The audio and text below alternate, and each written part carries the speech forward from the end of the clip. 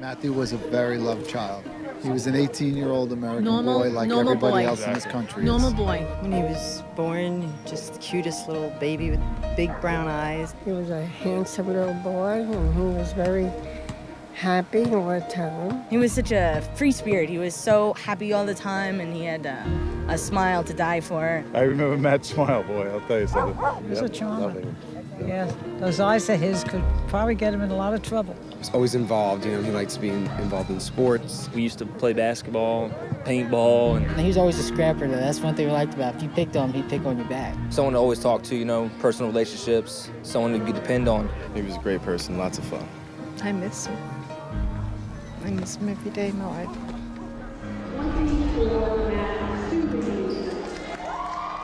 We called him Matthew, we called him Matt. The kids, the girls a lot called him Matty, you know, but he was my Matt. And he loved to fool around with the kids and wrestle with the boys, and he and Annie were very, very close because they were the closest in age, and those two, they were like two peas in a pod. But unfortunately, apparently he was having trouble sleeping, and he was having bad dreams and waking up and starting to have like panic attacks. That's when I said to him, you know, Matt, maybe it would be helpful if you talked to somebody outside of the family, you know, like, would you want to do that? So I made an appointment with him. So we go in there, and she sits down with us, and after no more than 15 minutes of talking with Matthew and asking some questions, she gives us samples of Lexapro. So I said, what about side effects? I said, you know, what should we expect from something like this? And she says, well, you know, they're very well tolerated. And she said, you know, they could have like headache or nausea or maybe some insomnia. So we went home with our sample pack of Lexapro, and at that point, he stopped wanting to talk. He seemed to be withdrawing more. This was weird behavior for him. Well, a lot was happening at this time also, and he was graduating from high school. Of course, the big plan, the kids always, they go to Senior Beach Week. He didn't want to go. He wanted to go visit his brother. And off he went. The day that he was supposed to be coming home, it was around 1 o'clock. I hadn't heard from him yet. He was supposed to call me when he finally left. Later on, I guess it was after I got off work, I called, and he didn't answer. But a little while later, he called me back, and he said, he might have said he was almost to North Carolina. It was about 11:30, and I called. He said, I'm fine, I just passed Roanoke. I woke up at around 2:30, kind of jumped up at the clock, and realized he should have been home an hour ago. So I called the cell phone. It went straight to voicemail. I kept calling and calling. I'm like, Matthew, answer the friggin' phone. I was like so upset. Fell asleep, woke up again. It was about 6 o'clock in the morning. He still wasn't home. I didn't know what to do. I started getting ready for work. Went to work. I could hardly function. I went, told my boss I have to go home. Get in the door, phone's ringing. And there's this man on the other end, and he said, I'm looking for the family of Matthew Stubing. I said, this is his mother. Who's this? And he said, I'm calling about the jumping.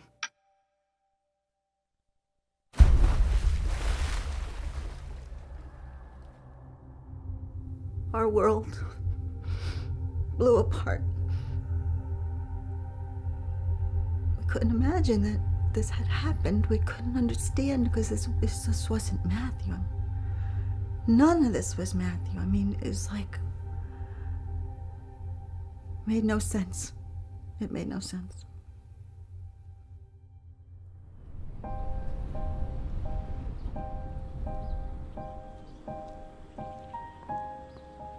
That was the beginning of my story. As a mother, I needed to make sense of what had happened to my child. There were so many questions. What had we missed? The first answer came 6 months after Matthew's death, when my husband found a magazine article that linked psychiatric drugs to suicide. I was horrified. And yet, I knew we had found the answer to the biggest question of all. How could this have happened? The article answered some questions, but made me think of so many more. I had to find out for myself. I had to do something. This is for you, Matthew.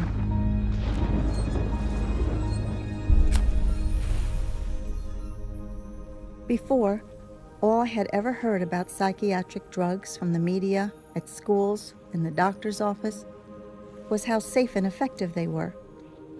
You know, you feel sad and that means you have a chemical imbalance in the brain. Just take a pill and that will help even you out. No problem. But this certainly didn't happen in Matthew's case. Something was wrong with that story, and I needed to find out what. But were there any professionals who could tell me what's really going on? Dr. David Stein, a psychologist who has written many books and articles against the use of psychiatric drugs on children, agreed to talk with me. So I made the 3-hour drive to see him.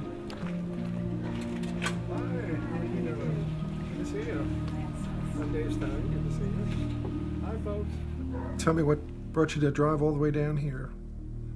Well, we went to a doctor, a psychologist, Okay. and my son was diagnosed with depression, and we were told that it was caused by a chemical imbalance. Is there such a thing as a chemical imbalance in the brain that can cause psychological problems? No, actually, that's one of the misstatements of disinformation or misinformation that's coming out. And unfortunately, I think your psychologist believes there's a chemical imbalance, and a lot of people do. The psychologists, educators, the psychiatrists certainly accept it, and now pediatricians are accepting it. It is not caused by chemical imbalance. And what makes me angry is so many of the doctors are just buying into that. It's just not true. There's no test or anything that could have been done to determine that. Am I right? They claim that they found this chemical imbalance or that anatomical problem or anomaly with the brain or nervous system, and yet if you were to send your child to a lab to have the chemical tests done on his blood or urine, they would look at you like you're insane because it can't be done. So what they claim is an imbalance cannot be measured by any laboratory or urine tests or PET scans or CAT scans. None of it can be replicated at the clinical level. And there are about 1,000 claims that come out every year where they think they found the cause of depression or ADD or bipolar disorder. None of it is true. Does that answer your question, Celeste? Yes. Okay. I think so. I feel that if I had known better, if I'd had the information in front of me to make a decision, he would never have been on that drug, to be honest. He never would have been on that drug. And I believe we would have worked it through. So I feel to blame. You feel guilty? I do. I think I'll always feel that way. You did not let your son down. You were an honest parent, honestly seeking help for your son who was having some trouble. And if you went to the bookstore, the books would say the same thing. The same garbage would be inundated through all the bookshelves. So you'd pull one book after another book after another book, and all you would get is chemical imbalance or neurological disorder and all this. And they need the drugs, and the drugs and therapy, the combination is the way to go. You would have gotten it from everywhere you would have looked, except the very few scholars around the nation and the world that are fighting this. And we're a rare breed. We read deep into literature. You're not at fault, Celeste. I think your attitude will change. But right now, the prevailing and pervasive attitude is what you walked into. It makes me angry. I feel anger at hearing your story. Dr. Stein, thank you so much. God bless you, and I'll help you any way I can. Appreciate it. What Dr. Stein said shocked me. Why hadn't I heard this before? Why hadn't anyone told me this? Was the mental health industry knowingly lying to me? And if they had lied to me, surely I wasn't the only one they lied to. I found out I was not alone. There were a lot of other mothers who had been through similar experiences and were speaking out.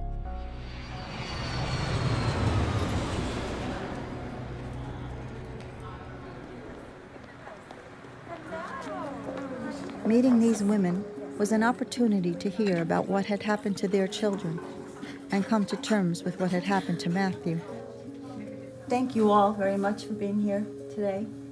I think this is really important things we have to talk about. And I've met so many wonderful people through this ordeal for all the wrong reasons. And one heartbreak after another. So I know there are so many stories just right here in this room. And I want people to know what this can do to families and to children. So thank you for being here today and helping me. Thank you. Thank you. You know, they let you think that one doesn't matter. You know, they expect that a certain percentage are going to suffer these side effects, and that's okay with them. One child's dying. But it's not okay it's not okay. No. And there's one, and there's one, and there's one, That's and then right. there's 100, and then there's 1,000, and then That's there's right. 10,000. That's And right. it's not just one. Yeah, that's And right. one is too many. That's right. But it just goes on and on. When I took Matthew to the doctor, he was diagnosed with a clinical depression. And they said it was because of a chemical imbalance. What happened to you when you took Candace? We took Candace because she was exhibiting anxiety at school. She had started blocking on tests, and I had a couple of teachers say, you know, Candace needs to study for these tests, when I would know that she had, because I used to study with her and she'd always make note cards and everything. But she would get to the test and she would freeze, or else her writing was so horrific that she might have had the right answer, but the teacher couldn't read it, so she'd get it wrong anyway. And I took Candace to a highly recommended child psychiatrist, and he talked to her for about 15 minutes and said, well, she has a generalized anxiety disorder. The only way that this anxiety was manifesting itself was in tests. There were no other areas of anxiety. They're not telling you that it's entirely psychologically based and subjective. They're just saying, oh, well, based on these symptoms, you have a chemical imbalance. And then with a chemical imbalance, it's like, where did they come up with that? What chemicals? Exactly. I love that. Like, where's the test? Don't we get a test? Where are the tests, you know? Yeah. You can draw somebody's blood and see if they have cancer. Those are real medical diagnoses. If somebody tells you that your child has ADHD, ask them to draw their blood and show you the chemical imbalance causing this. And they can't do it because they haven't proven the chemical imbalance that's causing this. It's completely arbitrary and subjective, and it is their opinion that that's what's going on with your child, who you are actually the expert on. They always hide behind, I say they, you know, the psychiatrists and the psychologists, they always hide behind, we're doing this in the best interest of your child, you know? And that's really hard to get around, you know, as a mom. You know, you're out there and you're like, I want to do what's in the best interest of my kid, you know? Playing on the guilt again. Yeah. If you loved your child, you drug them for their own well-being. And you want to do what is right for your child, so you bow to the pressure because you think that they know, because they have an educational history, they've gone to college, they're more powerful, they know. They're the professionals. You know your child better than anybody. Tune them out. You do what your heart tells you. You don't listen to them. These women were strong, knowledgeable, and determined to spread the word that what had happened to their children could happen to anyone's. Because when it comes to diagnosing kids with psychiatric disorders, no one really knows what they're doing, as a group of high school students found out when they interviewed psychiatrists at a recent psychiatric convention. With all the diagnoses out there, how do you know which one to choose? For a patient? Yeah. The diagnosis? This is a good question. Well, it can be pretty difficult to pick a diagnosis. Psychiatry is not like other fields of medicine, and the diagnoses are sometimes kind of muddy. Just often pick and mix, so it's not that difficult usually. I pick the psychosis group of diagnosis. We don't always make the perfect diagnosis, but we try to make one and revise it. It's really hard. We're oftentimes wrong half the time. Sometimes we don't need a diagnosis. Oftentimes it's not for us as important what the exact diagnosis is. Diagnosis is based on what is it for. If it's for reimbursement, or if it's to get you off the hook. You develop a list of possibilities as to what the diagnosis might be. Well, asking all the questions in your mind. You can't ask all the questions of everybody. You can't ask everybody all the questions. So you have to do the questions in your mind and ask the right questions. And then you pin down. I don't know if that's the right answer. Whatever your answer is, totally fine. Matthew's doctor never informed me about the unscientific nature of her diagnosis or the serious possible consequences of taking the psychiatric drugs to treat it. So I went to see the well-known physician and author, Dr. Doris Rapp, to find out what I should have been told. My son was put on the drug Lexapro, and we were told that the side effects were very benign, headache, dry mouth, nausea. What serious side effects should I have been warned of?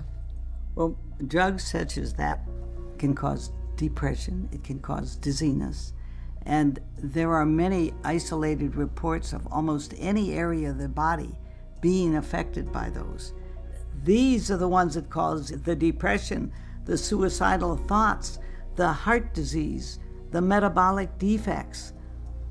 And I think that obviously lung function and cardiac function need to be monitored on children if they are finding enlarged hearts and the children are having heart attacks and strokes and increased blood pressure and irregular heartbeats. And it was found that many times when you stop these drugs, the symptoms don't disappear. You think the shaking is going to go away. It may not go away. And there's nothing more devastating to a young child than to twitch and have these jerks in their body that they can't control. You should have been told to watch for any change in how your son feels or acts or behaves. Any change in his appetite. Is he dizzy? Does he have problems with his coordination? Right. Did they tell you to contact them if there was any change? No. They didn't give you a sheet with side effects? No. That you should have received a sheet that said these are the things you might look for. And if you notice any of these, but I think most people would be scared silly because it might be a whole page of side effects and you might not even know the terms, but you get out a dictionary. Or it's in print that's so small, that's right. You can't even You read get a magnifying glass. And I'd say that you shouldn't have to be the doctor, but in today's day and age, with so much going on that shouldn't be happening, I'd say parents, go check on what your children are taking. Don't assume that it's normal to have a reaction if you're seeing one. Call your doctor up and complain. Get a second opinion. But you've got to cover yourself in every way that you can possibly cover yourself. I think you can't drug healthy bodies and make them unhealthy in so many ways and expect those individuals to grow up to be a functional, creative persons in the society. They simply won't be able to reach their full potential because the drugs change them. I think that what is going on is a sin. God must be standing up there saying, "What are you doing down there? What are you doing? I agree. Thank you so much. You're going to make me cry. Thank you very much. We have some tea inside here and coffee.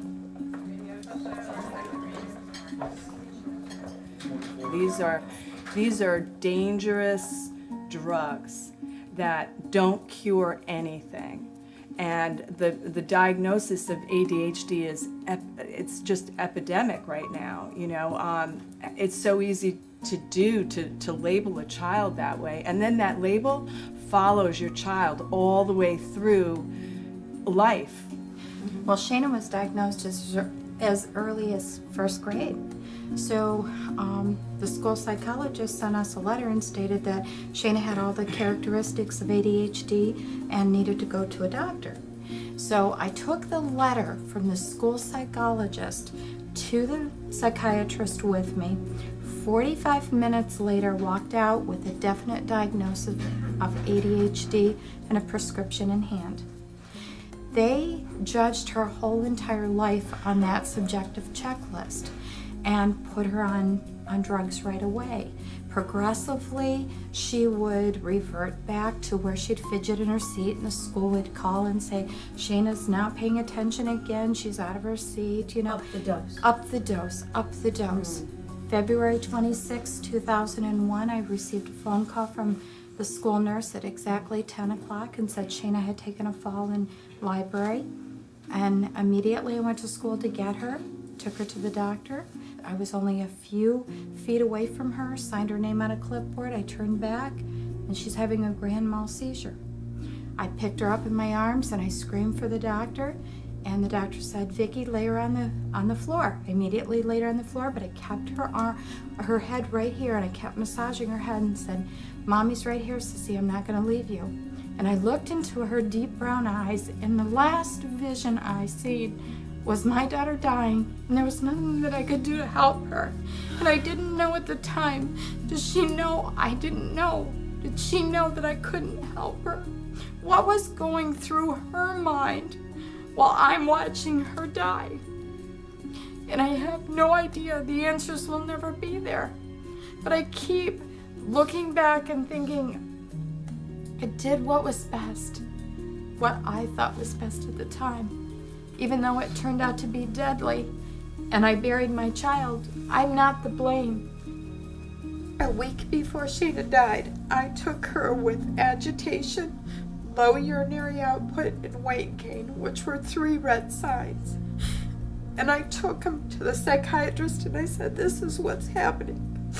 And he told me that I was an overprotective, paranoid mother, and what I was seeing were not side effects.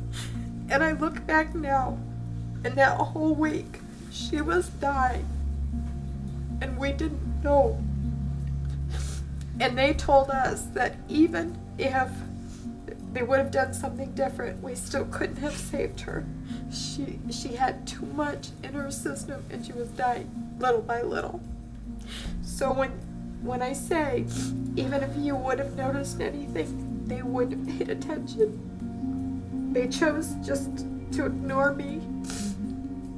The psychiatrists, the pharmaceutical industry, they're the people that I need to blame and hold accountable for what happened. And, you know, I look at it now and I just wish I could turn back the hands of time and never put her on the medication, never believed in the professionals, did everything in my life differently, but I can't do that. All I can do is go forth now and talk to people, express the concern, reach my hand out and touch every life and hope it makes a difference. I had no idea that psychiatric drugs could create so many horrible side effects in so many people. An estimated 42,000 deaths every year, whether by homicide, suicide, or overdose, are linked to psychiatric drugs. There was one thing I just didn't understand, though. How could a drug, especially one that was supposed to help, cause a person to take the extreme step of deciding to kill himself or others? Matthew would never have taken his own life. It must have been the drug. But how? I asked this of Pamela Seefeld, a pharmacist and an expert on the adverse effects of psychiatric drugs on the human body. It's very nice to meet you. Yes. Thank you for taking the time to speak with me. My son was only on the one, but he started off at one dose and did not do well. And it was after that his demeanor really started to change. He became very anxious, very withdrawn, more withdrawn than he had been, because at least before that he was still talking to us. And within 9 weeks of starting the medication, Matthew was gone. The symptoms that you're describing, the description of these symptoms, it's very classic of drug-induced psychosis, because he couldn't metabolize it. You have to understand, it wasn't his depression that got him. It was the medicine at a toxic level in his brain that made him psychotic. And that's what it comes down to. I'm telling you, the drug metabolism issues are killing a lot of people. If they're only offering you medicines, and the medicines have this possibility of causing psychosis, that's what's really happening. The person's drug level gets toxic in the brain.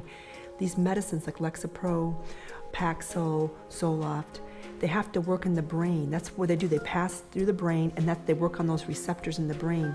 If you think about it, if you have a normal dose of a drug and people don't do really well with it, if the increase in the concentration is 5 times, think about what that does to the person. 5 times the normal amount of drug in the brain. People always become psychotic on it, and they call it drug-induced psychosis.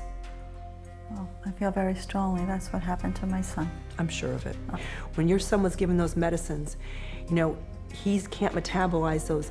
He had a toxic level in the bloodstream and in his brain, and as a result of that, he took his life. And what has happened is that they're not looking at the real facts. The drugs are very dangerous. And they know. Yeah. Oh yes. They know that this is happening. And nothing's being done. Let me tell you that. No. Nothing's being done. And so, if I can bring you a science reason, it's not obscure like drugs are bad, medicines are bad. It's not that. I'm telling you, there's science behind what we're discussing here, and I'm just really glad I could be the pharmacist to tell you what's really happening. I want to share this with a lot of people. And I appreciate it so much. Thank you. Thank you.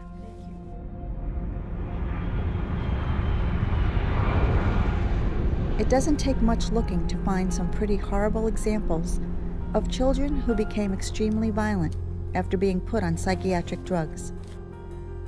Kip Kinkle, for example, shot his parents, then went to his high school and killed 2 and wounded 23 more while withdrawing from Prozac. Christopher Pittman was taking Zoloft when he shot both his grandparents and burned down their house. And Eric Harris, who killed 13 people at Columbine, then committed suicide, was on Luvox. 9 of the last 13 school shooters were either on or withdrawing from psychiatric drugs. And the medical records of the others are sealed, so we may never find out the truth. But instead of warning us, psychiatrists and drug companies are playing down the most serious side effects and ignoring the rest.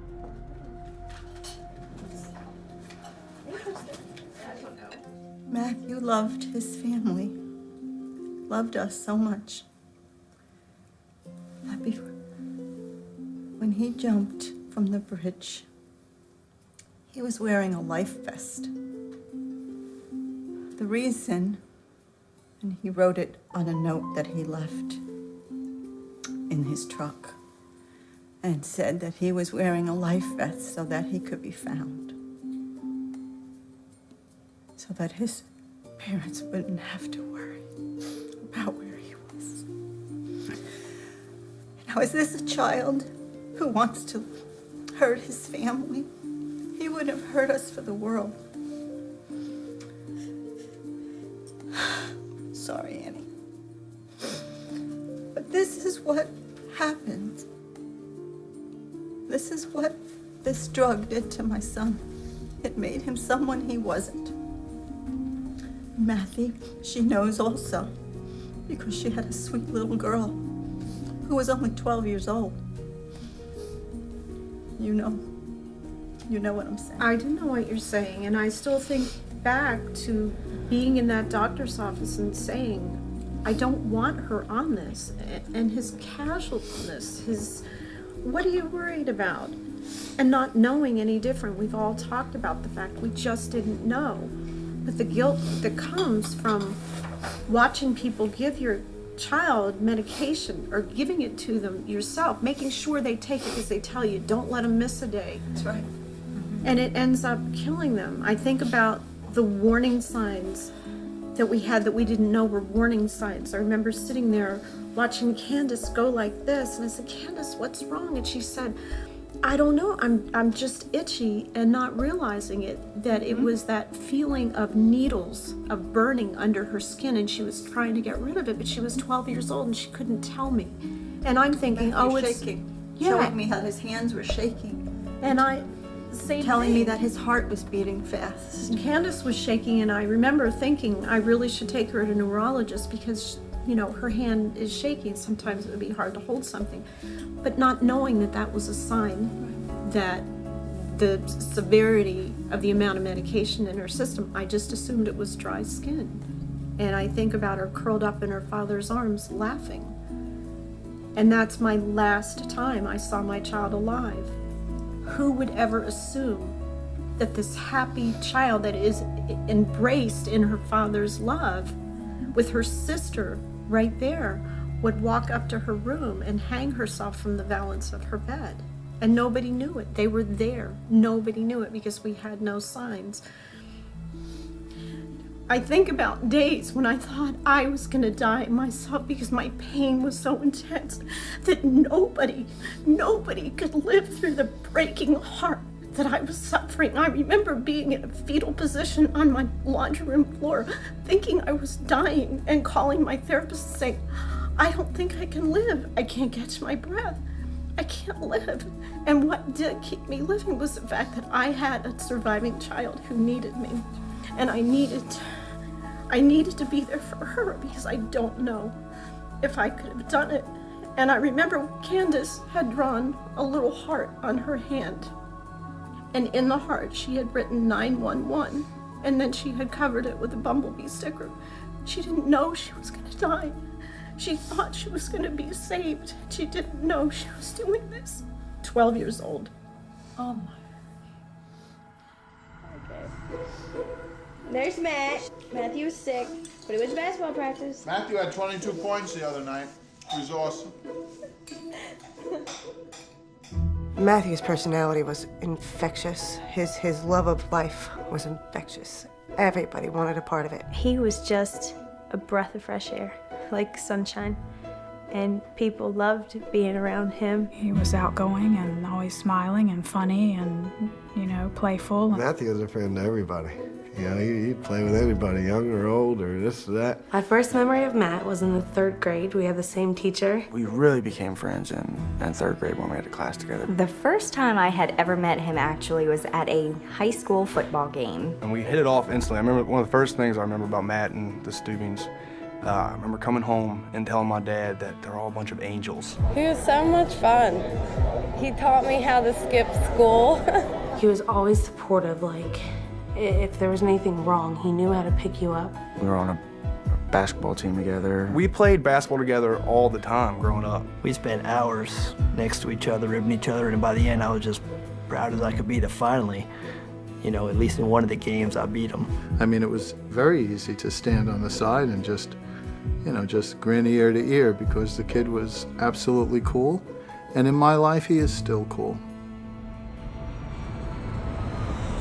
The more I learned just how much our kids are being drugged, the more outraged I became. But I was truly horrified at the extent of psychiatric drugging that is forced on children who don't even have a parent to protect them. No one knows this better than foster child counselor Sonia Mohammed, who works with the County of Los Angeles, dealing every day with children diagnosed and forced to take psychiatric drugs. My personal experience has been that these drugs are very, very dangerous. We don't see any evidence of them doing or accomplishing the things that the parents are being told that they're supposed to accomplish. And unfortunately, there are many stories like yours, which is so unfortunate. My heart is with you and your family that you had to experience this, because no one is really listening to any type of alternative conversation regarding this. It seems that foster children are much more likely to be medicated than, say, other children. Why is that? Several reasons. The main reason being is we don't have time to deal with you. That's my take on it. So what we'll do is shut you up and we'll shut you down. That's basically it. Most of the kids that are placed by the Department of Children and Family Services, they're there because they were removed from their homes because of abuse, whether it be emotional abuse, physical abuse, sexual abuse, a combination thereof. It doesn't seem to occur to the system that this kid is scared. This kid, if they are a victim already of abuse or of some form, that they already are traumatized. And so many of the kids are immediately, in some cases, referred to the local psychologist and diagnosed with something.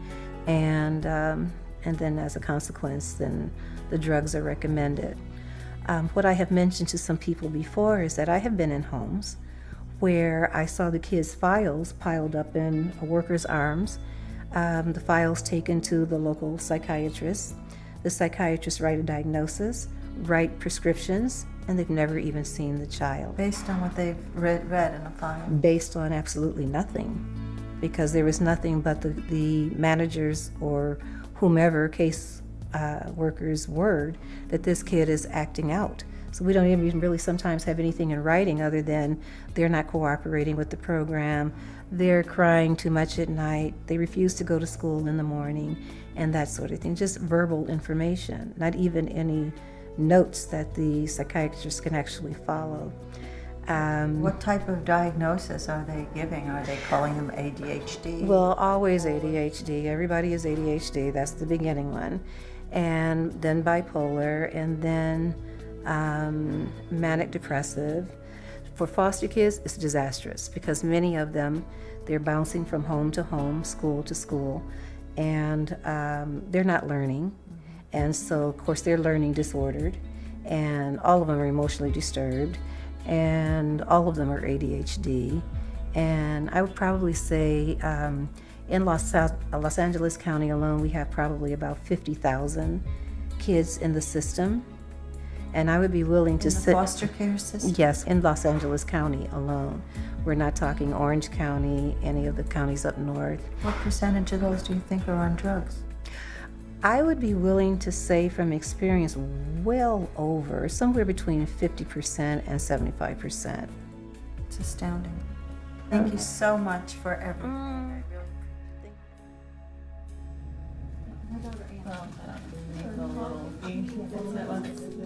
Our children came from loving homes, and we've still experienced these problems, but as far as foster care children go, you know, they've all had issues and reasons that they've been taken from their homes, and I understand that they are automatically put on drugs.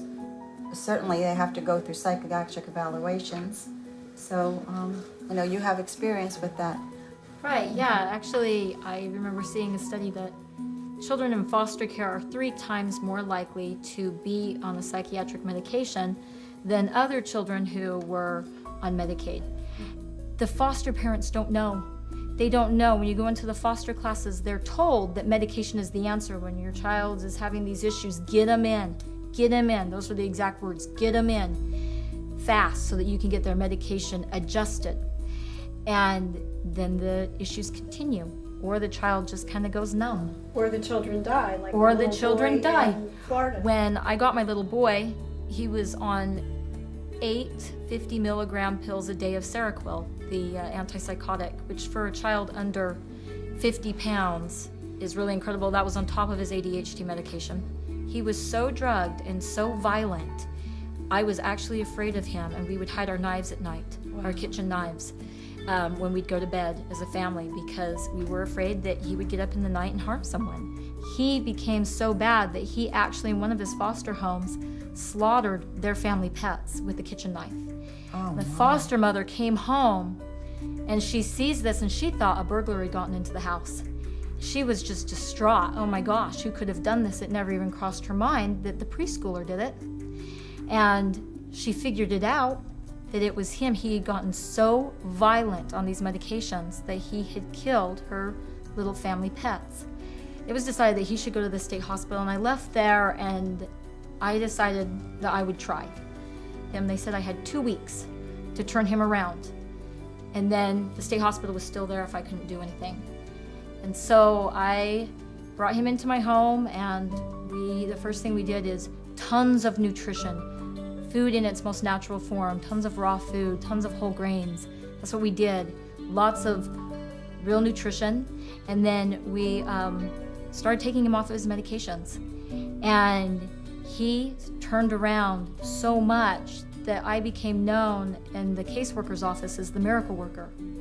He just made such a turnaround, and today he's just incredible. He skipped a grade, and he's still tops out, nationally. He tests out so high in even the grade that he's in. Plays a couple instruments. He's fabulous at school. This is an exceptional child. He's not showing violence toward his sister or your family pets? Oh, no. He's very sweet with all of our pets. We have 5 dogs, 3 cats, and he's wonderful. And it's just incredible to me how many children out there are in his exact shoes and will never There aren't enough people like you to care. And the doctor can just blame it on trauma. Or, if a child commits suicide so often, it's just, we didn't get to them soon enough. That's what it is. We didn't get to them soon enough. Because that takes the blame off of them completely. Or like my son's psychiatrist said when her patient shot himself, where'd he get a gun? No, looking introspectively, where'd he get the will? So it's just somebody else's fault. It's never the medications that I prescribed. Or like it was an everyday occurrence, and I was just sitting there flabbergasted and thinking to myself when she said, when she was finally, it said that he was okay to come off all his medications, and with his Seroquel, she said, wow, I am just so glad to see that he can still imagine and play, because so many children who are on this medication for any length of time lose that ability to play anymore. And I was just shocked and thought, how do you sleep at night? I can't imagine taking somebody's creative ability from them. What could possibly be worse than making somebody into someone who they're permanently like a scarred? zombie. Yes, they're a permanent zombie. What could be worse than that? Tell me a disease that you would rather have than that. The situation with foster care is truly horrible. As I soon found out, not only are thousands of children drugged every year, but sometimes the results are fatal. I flew to Florida to meet with Michael Friedland, an attorney who represents foster kids damaged by psychiatric drugs, including 16-year-old Emilio Villamar. Good morning, Celeste. Very nice to meet you. I'm glad Nice you're to able to meet make you, it. Michael. Thank you. Thank you for having me here. My pleasure. How common is the use of psychiatric drugs in the foster care system? The drugging of children in foster care, I understand, is a way too common occurrence because it's a simple fix. Foster mom or foster dad or social worker says we have a child who won't sleep through the night, or a child who's waking up with night terrors, or a child who's misbehaving or redirecting their frustration on other childs, or using their hands to hurt, not help. And instead of sitting down and working with that child and taking the time to say, what's causing them to act out? No, we're not gonna worry about that. We have a fix. Give them this pill. They're using these poor children who are coming from incredibly difficult environments as guinea pigs. With no one to protect them. With absolutely no one to protect them. And that's why they prey on them. Because there's not a mom or dad there that can say, hey, no, I'm not gonna let you test this untested, unproven drug on my child. So let's test it on children that don't have someone to to be their voice. Oh my goodness. You represent the mother of Emilio Villamar. Can you tell us something about his story? Just like your son, Emilio was a vibrant 16-year-old boy, played water polo, excelled at school, had lots of friends, came from a great family. Everything was wonderful in his life. And he had a bad situation in school one day. And Mom got worried because he wasn't acting like himself. And Mom, being a very concerned mom, took him to see a doctor. And the doctor, without really any kind of diligence or any kind of thought, put him on a varying combination of different incredibly powerful antipsychotic drugs over the next 12 months, leading to a cardiac event that led to his death. My goodness. How many drugs was he on? Over the 12 months that this physician treated him, he was on 17 different drugs at different times, in different dosages, and in different combinations. Oh my goodness. And those drugs killed him. Right. I believe that. I believe that's what happened to Matthew. Not knowing all the facts of Matthew's story, there's no question in my mind that the drugs played a role. I mean, these drugs are dangerous. They're dangerous for adults, let alone children. And they're being prescribed recklessly, they're being administered recklessly, they're being promoted even more recklessly. Michael, thank you so much for what you're doing and for letting me come in here and speak with you today. It's my pleasure. Again, sorry for what you had to go through.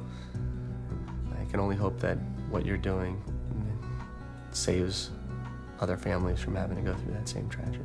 I hope so. Oh, Matthew's got you now. Hello. Say hi. When he started taking that medication, it was like something dark came over him. There was definitely a difference within a month there of kind of just a huge wall went up. He wasn't really talking a lot, kind of tight-lipped. Just becoming more detached. He became more isolated, wasn't at school a whole lot. He was skipping school a lot more. He was losing a lot of weight. He's spending way too much time downstairs in the basement, watching TV, and doesn't want to do anything. We had come up to the door and asked him if he wanted to go to a movie or go out to lunch or do something to get out of the house, and he was very short. I didn't want to do anything. He told me to get out of his room and close his door. And he'd never said that to me before. But it's like he wasn't comfortable in his own skin. It was like he had 50 cups of coffee and he was starting to get spooked about who's here and am I safe and all of these things that were almost like playing mind games on him, if you will. He just didn't feel like he was in his right mind anymore. He didn't understand what was happening. He thought this medication was supposed to be helping him. And I remember recognizing the look on his face as, it's hard to describe, that nothing is okay. There's no future, just complete despair and sadness in his eyes. In the last few weeks, I've had to face the fact that all this drugging of children isn't happening by accident. The drug advertising is everywhere, and it's obvious. But the real surprise was to see how heavily psychiatric treatment is being pushed in our schools, right under parents' noses.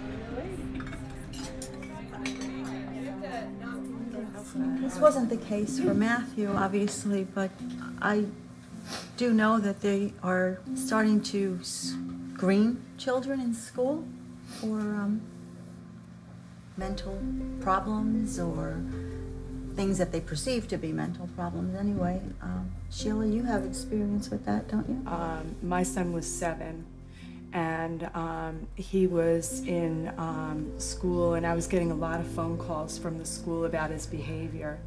So they did this checklist on him, and I didn't know anything about this checklist, but I took it home and I had to fill it out, and it was all on his behaviors. Does your son get sad? Does your son, just simple little questions that any child would do. Any child would do. So based on that checklist that I filled out on my son, and they filled out, they diagnosed him off of a checklist that he had ADHD. And I was devastated. I was like, oh my God, what does this mean? My son's mentally ill, you know? He's only 7, you know? And You had no experience with that beforehand, right? I mean, No, my son was, you know, very talkative. He started talking at 10 months, and he was all personality. And I could remember sending him off for the first day of school. I have the pictures. He was so excited to go to school. But then all of a sudden, when they got him on this behavioral chart, he hated going to school. And he came home and he was upset, and he just didn't like school. He hated it. And at 7 years old to hate school, that's a crime, actually. And then they said, you know, you really need to try him on ADHD medication. And I was like, I don't want to do that, you know, I'm not doing it. You know, the bottom line is I had no idea how subjective that checklist was. If I had known, if somebody had said, this is just our opinion, you know, it's not really a medical diagnosis, I never would have filled it out on my own son at 7. Do the parents know that this is being done in the school? Do they have to give permission for their child to be screened? Or are they automatically being screened? The way they do it where I live is really pretty backhanded. What they do is they come in and talk to kids in high school. So, are you feeling kind of anxious? Right. Have you broken up with a boyfriend and it's made you sad? Why don't you take this screening and we'll see what the underlying problem. They're teenagers. So the kids have to bring a form home. It does have to be signed by the parent, but the parents say, okay, honey, if it would make you feel better, go ahead and have it done. I had a friend whose daughter went through this. The screening gave her a diagnosis. Now this is from a computer check the box screening, gave her a diagnosis of depression. So then she took home a paper, look, Mom and Dad, I'm depressed. And they said, no, you're not depressed. So then they took her to another doctor who then thoroughly evaluated her and said, oh, she's not depressed, she has ADHD. And they put her on medication for ADHD. And the mom said to me, but I'm so glad she had the screening because now we know she's not depressed. Oh. They didn't treat it the same way. They did treat it the same way. They did. What they do in my son's school is they do pretzel breaks. They come in, the school psychologist comes into the classroom and we're gonna talk about how you feel. And it could be in science, it could be in math, it could be in any class, so you have a captive audience. Your child is just there and has no ability to say, I want to opt out of this, you know. And then they give out pretzels to the class and there's like, how are you doing? How's things going at home? Have you ever felt like killing yourself? Have you ever? And all of a sudden they're in the classrooms in math and science, and that's what I have found in my school. And you know, the bottom line is it's like they're taking a big net and they're just gathering up the children with these questionnaires. And then when they get the kids in there, they drug them. And that's not the kind of society we want to build. I couldn't believe this was happening, and in our own schools. From a single 10-minute multiple-choice computer test, they can judge you at risk for suicide and send you to a psychiatrist. And one well-known study said that 91% of all children going to a child psychiatrist leave with a prescription.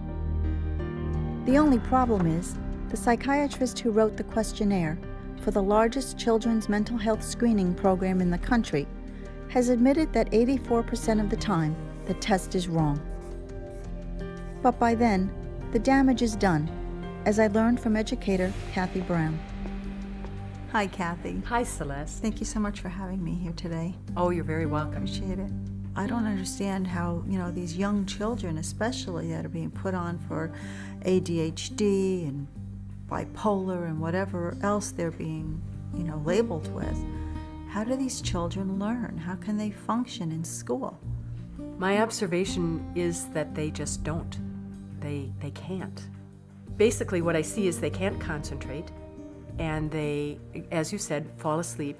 They have stomach upsets. They have, you know, out of the maybe 300 side effects on one of those drugs, they'll have 4 or 5. it makes it difficult to study. It makes it difficult to study if you can't sleep. It just frightens me and makes me wonder what's going to happen to the next generation. What's happening to these children that are all being drugged right now? Where's our society going with this? That is an excellent observation, because the children who are active, curious, interested children are the ones who are most likely to act out in school. The very brightest get bored. You know, they finish and everybody else is still working on something and now they have nothing to do. So, they look around. What can I do? Who can I talk to? You know? Albert Einstein, if he were a child now, he was extremely bright, as everybody knows Einstein. He had difficulties with learning the way that teachers taught. His mother took him out of school and homeschooled him. Didn't they actually think he was retarded for a while? Or? They did. That's exactly right. If he were in school now, he would be drugged. We are taking our brightest children and drugging them.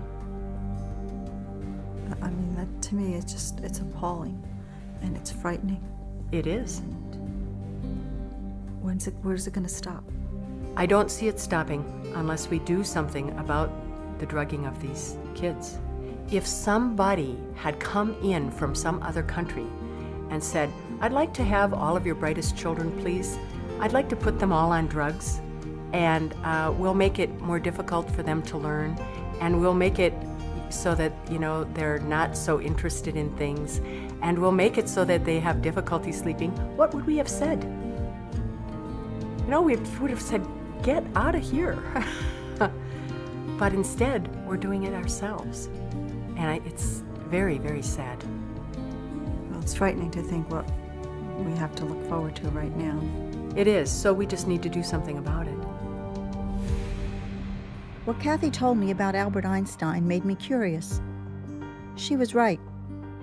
Einstein was very quiet, didn't do well in school, and didn't even speak his own language fluently until he was 9. His parents thought there might be something mentally wrong, but they didn't do anything to him. And look how he turned out. Now we're told that famous people like Winston Churchill, Abraham Lincoln, Sir Isaac Newton, Mozart, and Beethoven had mental disorders. What if they had been drugged like Matthew? 8 million young people are currently on some type of ADHD medication, which experts say is chemically very similar to cocaine, comes with some pretty scary side effects, and is very addictive. Makes you wonder how many geniuses are being destroyed every day. This is Matthew's School of Fitness. He's gonna pump me up. Run in place. Ready? Throw some jabs in there.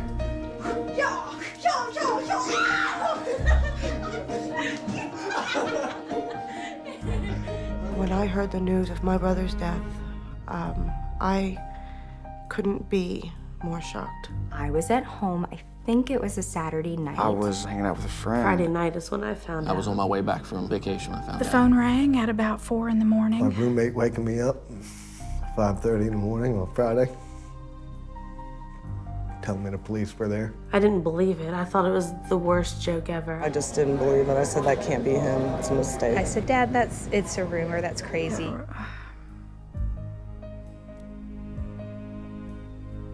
It made me speechless. It was one of the worst days of my life. I never imagined Matt would commit suicide. He did not want to end his life. He loved life. He had a good life. We all knew Matthew wasn't capable of this. A boy doesn't smile like that for 17 and a half years. And then 6 months later go and do this without any help. In just these past few months, I have found that we are in the middle of an epidemic of the psychiatric drugging of our children. Across the world, there are 20 million children on some type of psychiatric drug. 20 million. And as shocking as it might seem, psychiatrists at a recent conference even admitted that they are diagnosing children at younger and younger ages. From your personal experience, what's the earliest age that you could diagnose a child with a mental disorder? It depends. Some disorders start in early childhood, some in adolescence, some in adulthood. It's a very, very complicated question. Earliest isn't really a criteria. End of junior school, going towards high school. 13, 14. Probably 6 and over. 6 and 7. The age is 6. 5 or 6. Age 5. 5 years? 3, 4, 5, 6 years of age. Probably 4 or 5. 4 or 5. 4 or 5. When you look at a kid who's 4 years old and trying to diagnose him with ADD, how can you tell it's not just because they're 4 years old? 4 years, 3 years. Very early.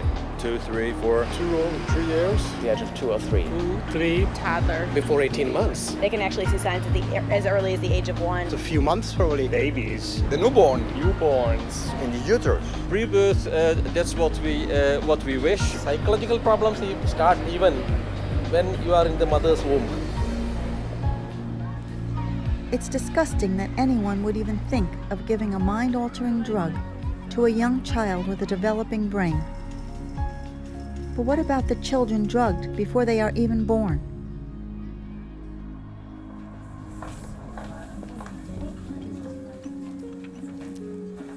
Another way that we're being drugged is through pregnant women.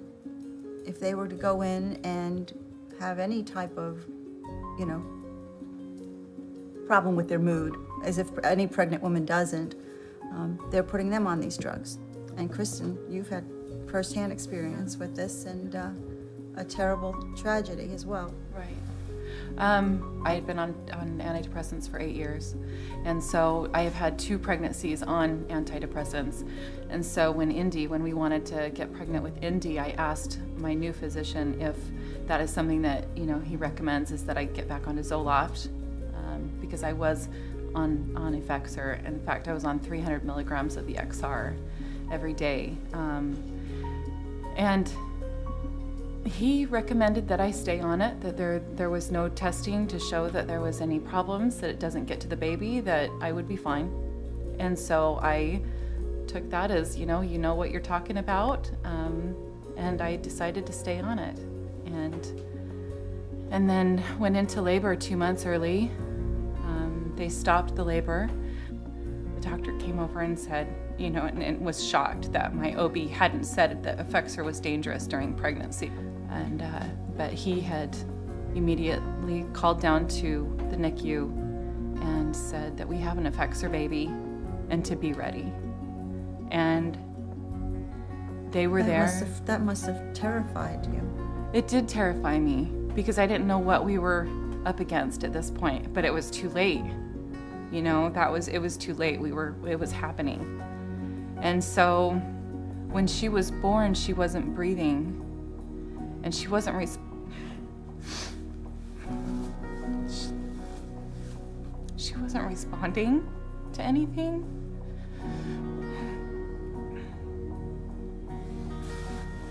And at that point, when they finally did get her to come around, it was almost like that part of the damage that I had done was over, that it was okay. Oh my gosh, she's safe, she's okay, she's breathing.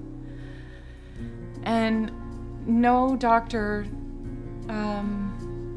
told me that, through the breast milk, could she be getting any kind of the medication.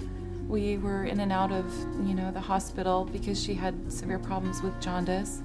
She had severe problems with vomiting. She was lethargic, and she would eat maybe 5 to 10 minutes and then fall completely asleep, to the point where we would have to jottle her over and over and over again just to get her to be coherent enough to eat again or want to eat. She wasn't gaining weight. We came up, the pediatrician wanted to put her on medication, and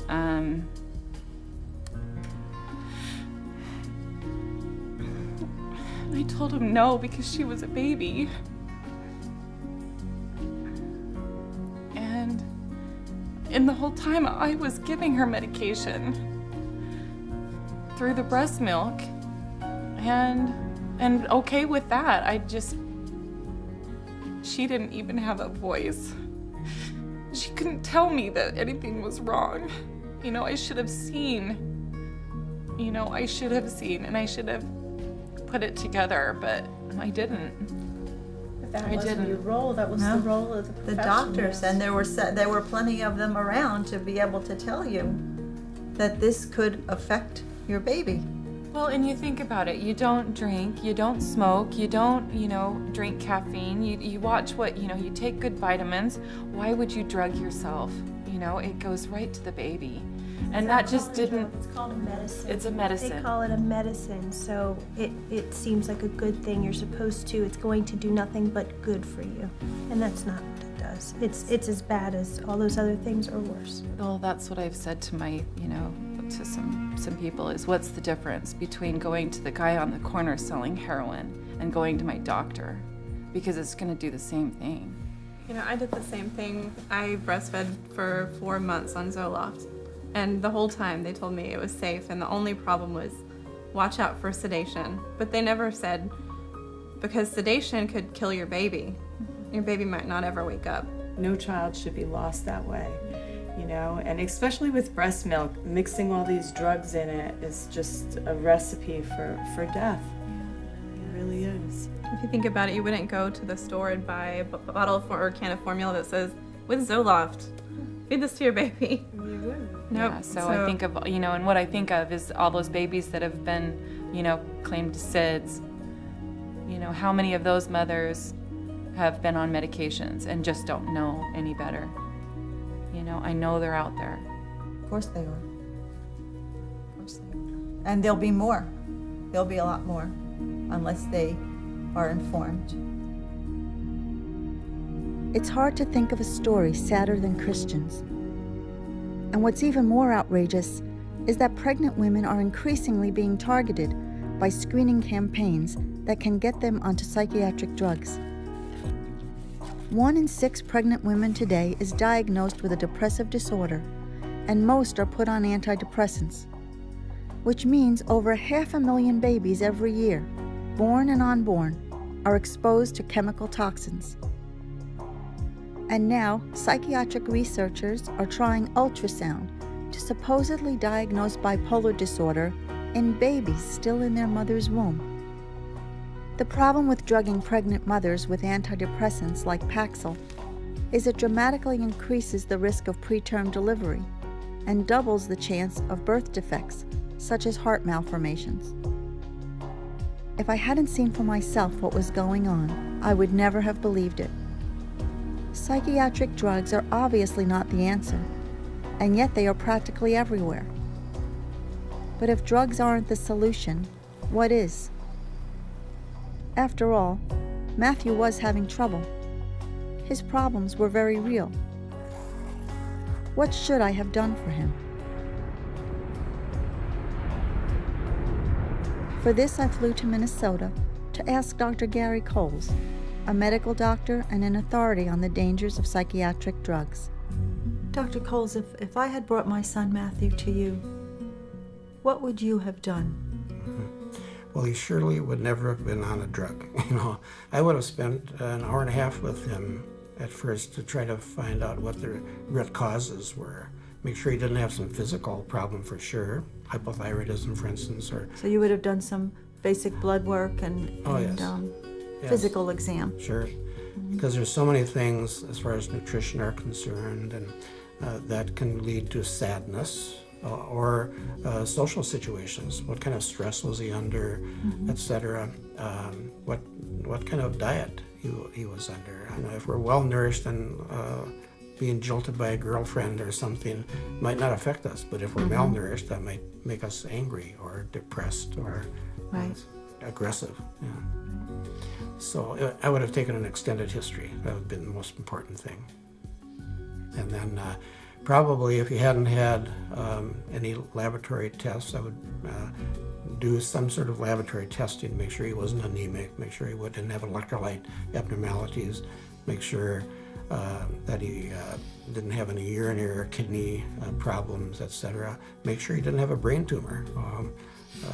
All those sorts of things. So many things that could and should have been done before he was put on a drug. In my practice in the last 10 years, I never had to put a person on a drug. Right. Doctor, are there any other underlying causes that you can think of that could have been at the root of Matthew's problem, or other people that go in with these symptoms? Even though it's most likely some combination of the things we've talked about already, there are certainly physical illnesses, infectious diseases that can contribute. Allergies? What if there was... Sure, could be allergies, bacterial infections, mercury in the vaccines, aluminum in the vaccines. Matthew's room was in the basement, it's a finished basement.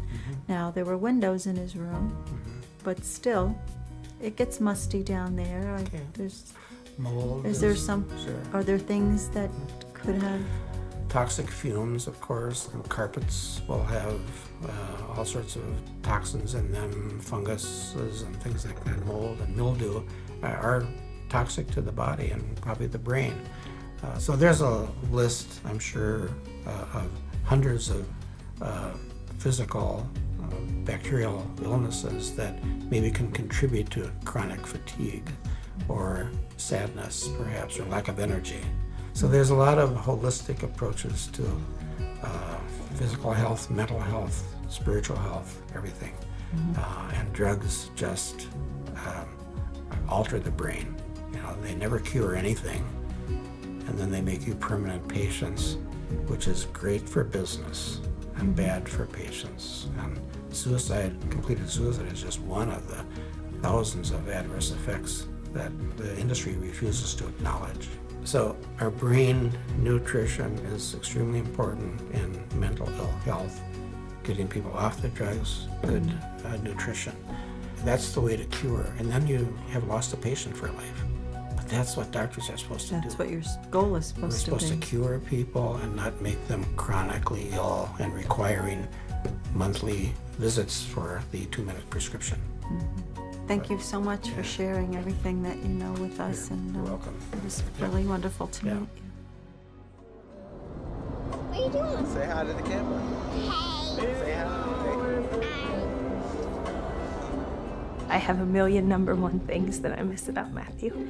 I can't go on a list. I miss the camaraderie. I miss him at the kitchen table. I miss him at Christmas. I miss the things that we did together. Everything. His presents. I just wish he was still here. I know how much fun he'd be having. I know he would love to see Ryan's little boy and my niece and be there for his family and us. Next week when I see my other 2 brothers, as much as everybody's gonna be there, we're still gonna be one man down. A part of us all went with him, and that part is sorely missed. It is achingly missed. I don't like that all the people closest to me have got a huge hole and a huge ache that doesn't go away. They were amazing. Love for each other. Just tore all apart. For some drug companies, bottom line. My friends get to visit their brothers at college, and they have their little brothers on speed dial. And I have to visit mine in a cemetery. Because someone made a decision that this information wasn't gonna make them money. Is what it came down to. Or it wouldn't get their drug approved. So I visit my brother in a cemetery on his birthday, and on my birthday, and on Christmas, and any random day of the week. I go there. But I won't see him get married, and I won't see him have kids. And he won't be there for me when I do those things. Because he's not here.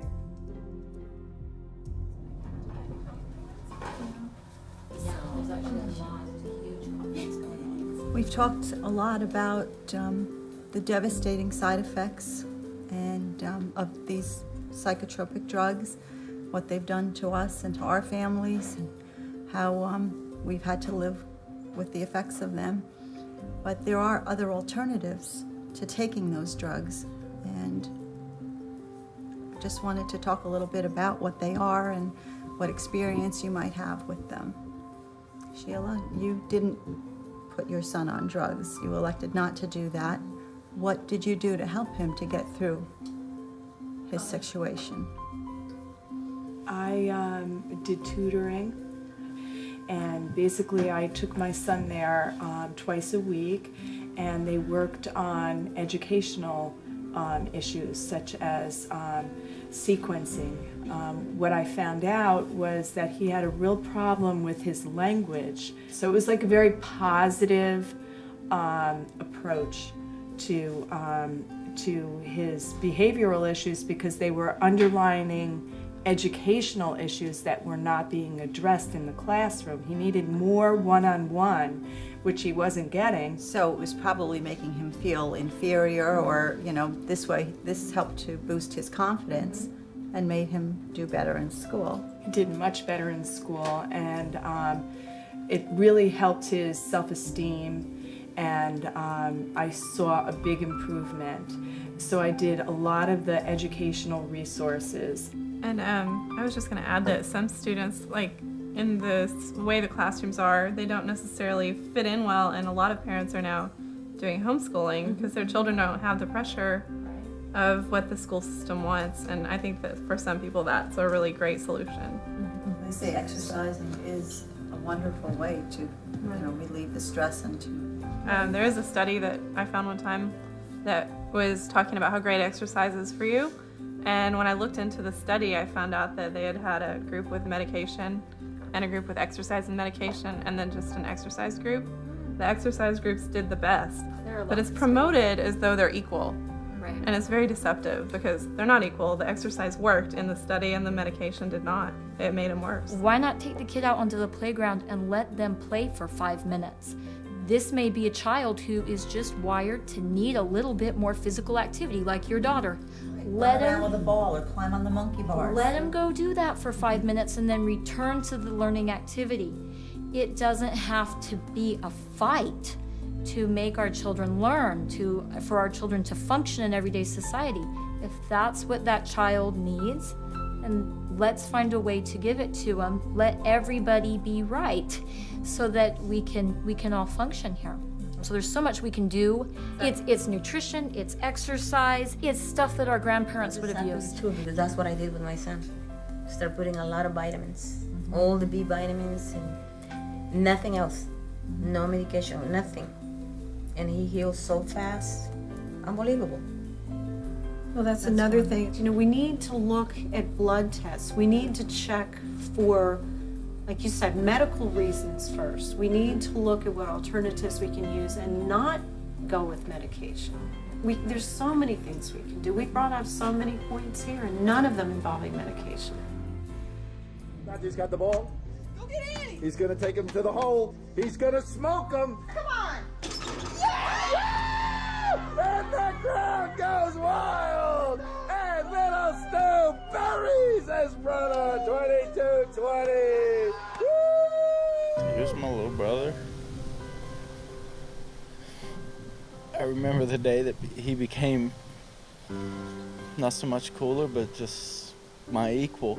Like, I remember the day where everything flows downhill, you start beating up your little brother, but I remember the day that he actually looked at me and said no more. And we started looking at each other as equals. You want to go on vacation, you want to do this together, you want to do that together, and just, he started becoming my best friend. And he shouldn't have been so on these pills that it fucked him up. I mean, like, one day he's way happy, and then the next day he's just way out of his mind, sad, and I'm just like, what's wrong, man, what's going on? And it's just, one day we're best friends, and the next day he just don't even know who he is anymore. I didn't know what to do, so I just leave him alone. I tell him all the time, I miss him. I miss him. I wish he was here. I wish we didn't have to do this shit for him. Like, it sucks, man. I don't like it. I don't like it. I don't like what it's made me. I don't like what it's made my family. It's destroyed us, man. Like, in a sense, it's grown us tighter as a family, but in a sense, it's just fucked everything up, man. It's just ruined everything. Oh, fuck.